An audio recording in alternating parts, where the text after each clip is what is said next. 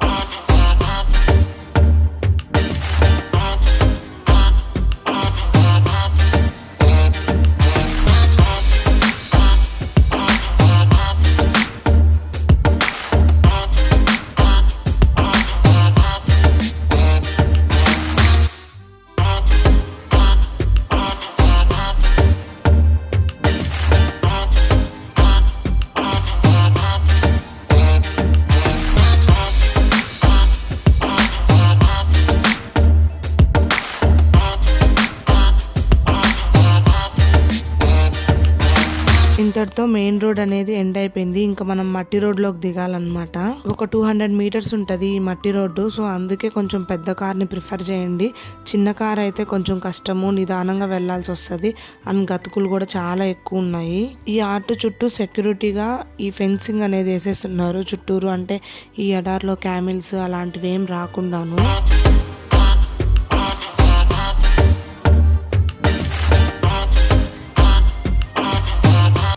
So ఇక్కడ ఉందన్నమాట shadows travelling on the sea of the day అనే ఒక బోర్డు. ఇక్కడ చూస్తున్నారా ఎంత పెద్ద ఫెన్సింగ్ చూసారా, చాలా పెద్దది. మొత్తం ఇనప వైర్లతో చుట్టూరు పెట్టేస్తున్నారు. లోపల కనిపిస్తుంది చూడండి రింగ్స్ మాదిరి. ఇప్పుడు మనం వెళ్ళాల్సిన డెస్టినేషన్ అదేను, ఆల్మోస్ట్ దగ్గరకు వచ్చేసాము.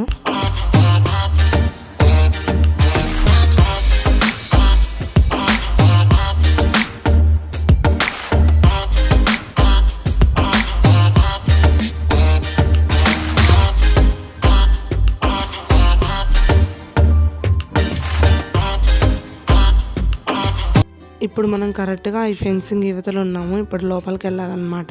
ఇప్పుడు ఆ బోర్డులో ఏం రాసిందో చూసేద్దాము. ఆ బోర్డులో ఏం రాసిందంటే fire not allowed, guns not allowed, క్లీన్గా ఉంచాలి, ఇలా కొన్ని ఇన్స్ట్రక్షన్స్ రాస్తున్నారు ఇంగ్లీష్లో, అరబిక్లో. ఇక్కడ ఈ గేట్ చూసారా ఎట్లా ఉందో చూడండి, నాకైతే జైల్లోకి పోతున్నట్టు అనిపించేస్తా ఉంది. మనం ఇప్పుడు ఫెన్సింగ్ లోపల ఉన్నాం కదా, లోపలంతా దారి ఇలా ఉంది, అంటే ఎట్టంటే అటు వెళ్ళిపోకుండా దారి చక్కగా బాగానే వేస్తున్నారు.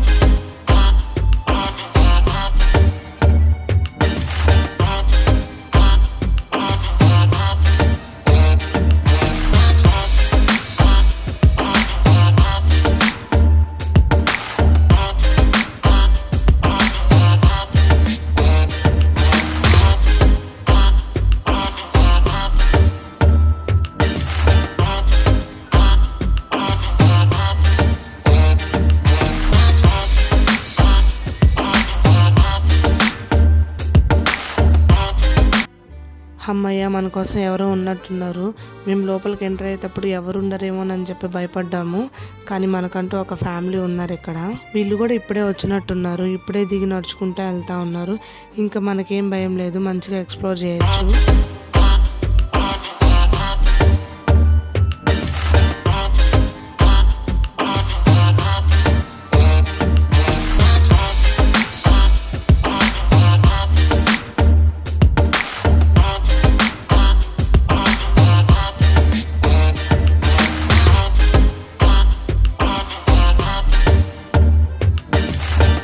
ఇంకా కార్ని పార్క్ చేసేసి ఇంకా దిగేసి టకటక అని 4-5 ఫోటోలు తీసేసుకున్నాము. మళ్ళీ ఫేస్ ఎంత ఖచ్చితంగా జిడ్డు అయిపోతుంది ఈ ఎండకి. అండ్ పార్కింగ్ నుంచి మనం ఆర్ట్ దగ్గరికి వెళ్ళాలంటే 300 మీటర్స్ మనం నడవాలి. సో ఎండాకాలం వచ్చినా, వింటర్ సీజన్లో వచ్చినా, ఏ సీజన్లో వచ్చినా గొడుగు అనేది కంపల్సరీగా తెచ్చుకోండి. ఎందుకంటే ఇక్కడ ఎక్కువ దూరం నడవాలి. ఎలాగోలా ఇక్కడికి వచ్చేసామన్నమాట. ఇక్కడ ఫస్ట్ పిక్ మా ముకుందుతోనే స్టార్ట్ చేసాము. ఇక్కడ చూస్తున్నారా, ఇవేనమాట ఈ జుబారా మిర్రర్ ఆర్ట్ వర్క్ అనేది. ఇది మొత్తం ఐరనేను. ఎంత బాగుందంటే చాలా బాగుంది. కాకపోతే దీన్ని చేరుకోవడమే చాలా కష్టము. ఇవి చాలా డిఫరెంట్ గా ఉన్నాయి. ఇవన్నీ రౌండ్ సర్కిల్ గా, పైన ఏదో గొడుగు మాదిరిగా అట్లా ఉన్నాయన్నమాట.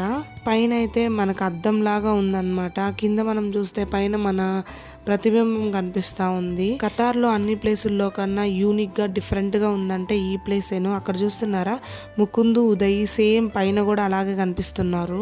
ఇది వచ్చి రీసెంట్గానే కట్టారు. మొన్న ఫిఫా టైంలో కట్టారు ఇదంతాను.